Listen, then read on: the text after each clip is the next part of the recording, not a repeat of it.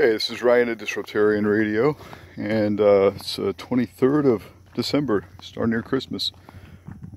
So excited. My kids actually ended up with a fairly decent Christmas, and I was worried they weren't going to, but we worked our ass off and made a little extra money, and we were able to buy them a decent Christmas, so praise the Lord. We still have financial issues. After a year of being on the road and being in, different countries, I couldn't work. I didn't have a work visa. So we just had to rely on our tiny little internet income and, what I've got in for retirement. We basically exhausted our savings and went into debt for traveling after the hurricane last year. But we made it. We did pretty good by our kids this year. And that's one thing I want to talk about with the gender war, is that back in 1930, 90% of kids came from two-parent homes. Very few came from single-parent homes or fatherless homes. And now we fast forward 80 years, 85 years, whatever it is, and 56% of kids now come from two-parent homes. So that two-parent home number has dropped significantly. And the statistics show that basically it varies based on the different social and antisocial problems that these kids have, but it shows that kids that come from fatherless homes have basically a 9 times higher rate of antisocial behavior, including drugs, teen homelessness, teen pregnancy, gangs, and later in life, prison and being single mothers. So, if kids are coming from two-parent homes and doing better, as opposed to kids that are coming from fatherless homes, then that's my premise for wanting my kids to have a two-parent home. When I retired, I ended up in a car accident and I got a huge settlement. Well, it was huge to me. It wasn't huge, in general. It wasn't millions, let's say, but it was a good enough settlement that I could have invested in Bitcoin and lived the rest of my life in comfort without having to work another day in my life. And I could have went and done my thing, went on my merry way. I had my kids a house that I bought and paid for. I had no debt.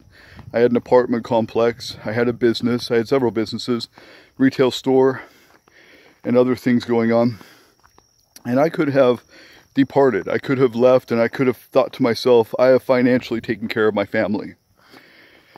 And, Kim and I don't always get along, and I think there's probably more compatible people out there for us, both. I'm sure she could find somebody better for her than I am for her, and I could probably find somebody better for me than she is for me. We both agree that, we're great friends, but we're terrible at marriage a lot of the time. For whatever reason. I blame it on this new wave of feminism, because most of our fights, we had a great marriage for 10 years. Most of our fights had been when I told her for the second time that I had turned to porn and I wanted to be more intimate with her. I told her that before we got married, when I was on construction, that, hey, I had turned to porn a few times. Told her that without her finding out. I confessed it. There was no discovery on her part. It was that I talked to her about it. That was before we got married. And then after we got married, she didn't catch me. There was no skirting around and hiding and, doing things in secret. I told her. And that was, our biggest fight after 10 years of marriage, was that whole issue with porn. So I blame it on feminism. I blame it on, just this new wave of, anti-man stuff that's going on. I don't think feminism is about equal rights anymore. Used to be. It's not anymore. I think it's about hating men and, being better than men and being superior to men and putting men in their place. And, I just think it's a negative thing now. It's not as positive as it used to be. But I posted about this, and a friend of mine got really mad. It was a friend of my wife's, but she got really mad thinking that I was talking about her. And what had happened is that a person on my feed, a friend, somebody dear to me, posted about how city in England is now supplying female sanitary supplies to both boys and girls, and teaching that young boys can have periods. I mean, this is anti-biology, you know. This is feminism, though, today. They are teaching that men can be women and women can be men. That's the whole transgender thing, you know, and all these 58 genders or whatever they're talking about. You know, that gender's a spectrum, gender's a construct, gender's binary or whatever. You know, it doesn't have to do with the XX or the XY chromosomes. It has to do with whatever you feel. And so now they're teaching that kids can have periods.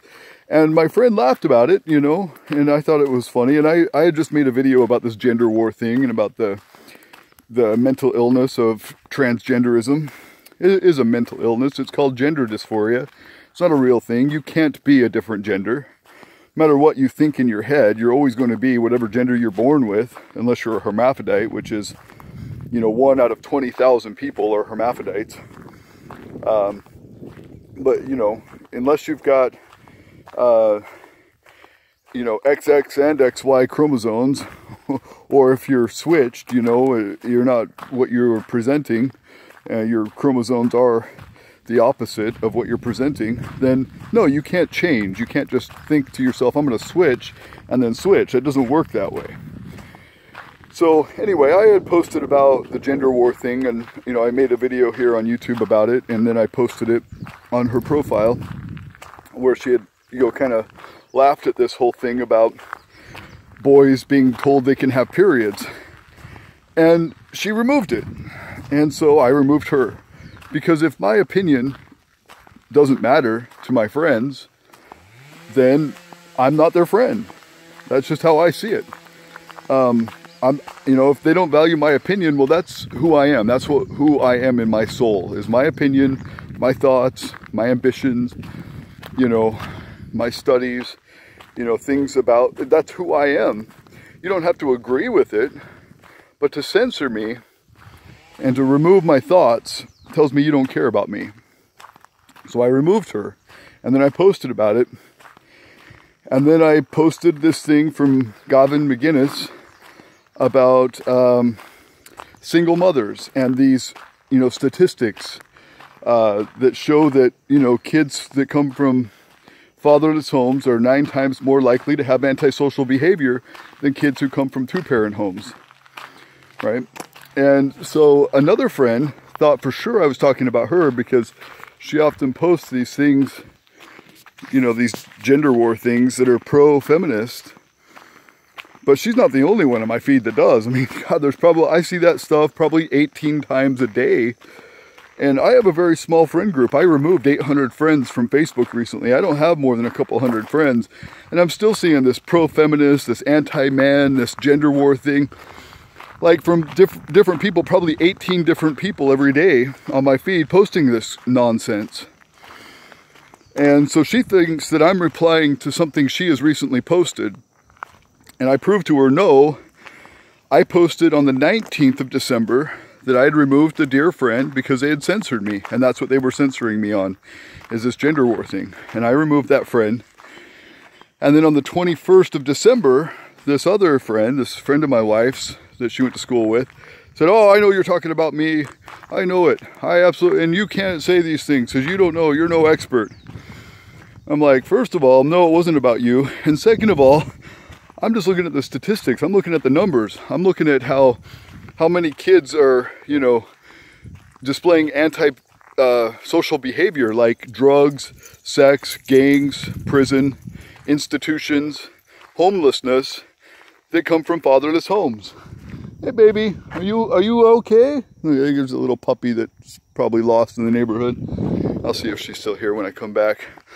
But anyway, I just, you know, have my opinion, and it's not necessarily directed at anybody, but me and my wife have had this gender war thing in our marriage.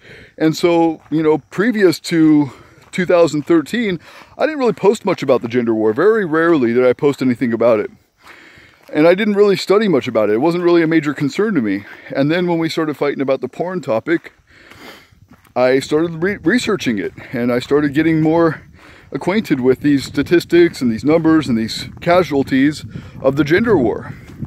And so I post about it pretty frequently. I, talk about the false accusations of rape and about these misguided statistics. Christina Hoff Sommers, the factual feminist, she's a PhD professor. She's, a well-known feminist writer.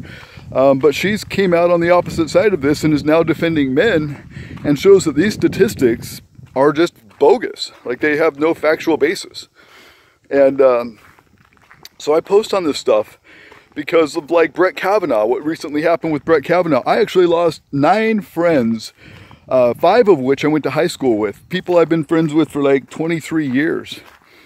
One of them I've been friends with since I was 13, so like 28 years. And so no, it didn't have anything to do with any specific person. I can offend, 100 people at once with things that I post. And so no, it's not specifically about you. It's sad to think that you're, the victim or the target all the time, if that's what you're thinking. But trust me, I paint with a broad brush and I offend a lot of people. But I think my statistics are solid. And I think that like you look at the prison population. In 1930, it was less than 100,000 people. Now we got over 2 million people in prison. And the fatherless home rate has jumped significantly. Almost 100 million homes are, homes with kids that have no father, compared to very few back in 1930. And you look at, the rate of antisocial behavior that has climbed since 1930, and you look at the rate of fatherless homes that have climbed since 1930. I don't want my kids to be a part of that statistic, period. Peace.